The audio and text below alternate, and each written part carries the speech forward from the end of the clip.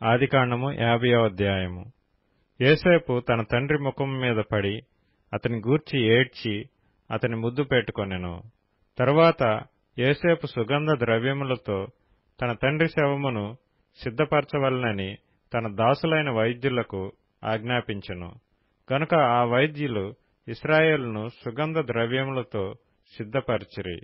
సుగంధ ద్రవ్యములతో సిద్ధపరచబడు వారి కొరకు దినములు సంపూర్ణమగునట్లు అతని కొరకు 40 దినములు సంపూర్ణమాయెను.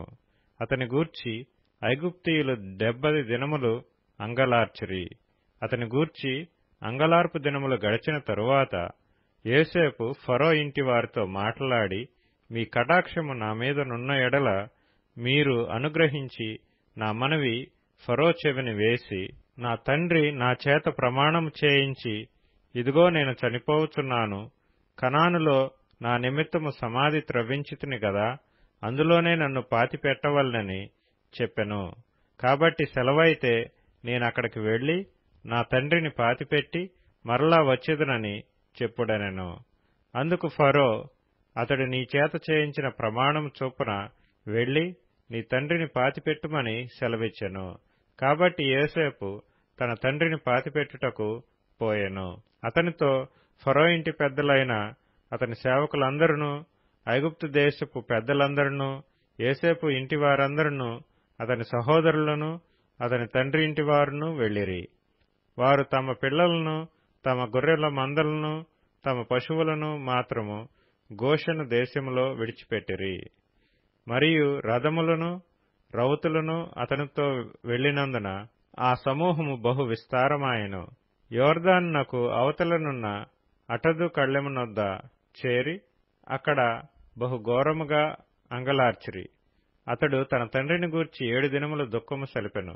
ఆ దేశమందు నివసించిన కనానీయులు అటదు కళ్ళెమునొద్ద ఆ దుఃఖము సలుపట చూచి, ఐగుప్తీయులకు ఇది మిక్కుటమైన దుఃఖమని చెప్పుకొనిరి. గనక దానికి ఆబేల్ మిస్రాయిము అను పేరు పెట్టబడెను. అది యోర్దానునకు అవతలనున్నది. అతని కుమారులు తన విషయమై అతడు వారికి ఆజ్ఞాపించినట్లు చేసిరి.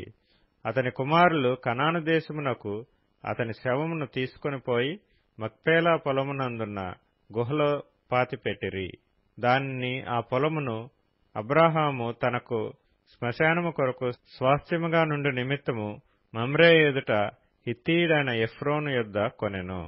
యోసేపు తన తండ్రిని పాతిపెట్టిన తరువాత అతడును అతని సహోదరులను తన తండ్రిని పాతిపెట్ట వెళ్లిన వారందరూ తిరిగి ఐగుప్తునకు వచ్చిరి.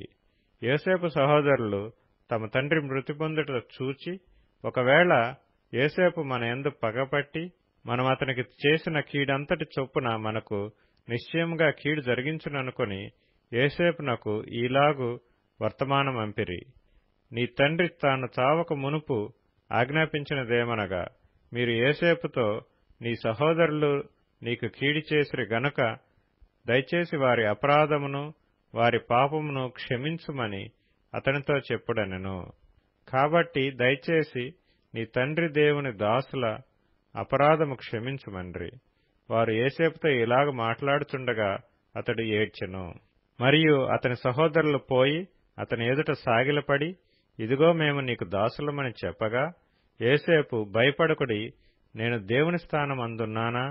మీరు నాకు కీడు చేయనుద్దేశించితిరి గాని నేటి దినమున జరుగుచున్నట్లు, అనగా బహు ప్రజలను బ్రతికించున్నట్లుగా అది మేలుకే దేవుడు ఉద్దేశించెను. కాబట్టి భయపడకుడి, నేను మిమ్మును మీ పిల్లలను పోషించెదనని చెప్పి వారిని ఆదరించి వారితో ప్రీతిగా మాట్లాడెను. యోసేపు అతని తండ్రి కుటుంబపు వారును ఐగుప్తులో నివసించిరి. యోసేపు 110 సంవత్సరములు బ్రతికెను. యోసేపు ఎఫ్రాయిము యొక్క 3వ తరము పిల్లలను చూచెను. మరియు మనష్షే కుమారుడైన మాకీరునకు కుమారులు పుట్టి యోసేపు ఒడిలో ఉంచబడిరి.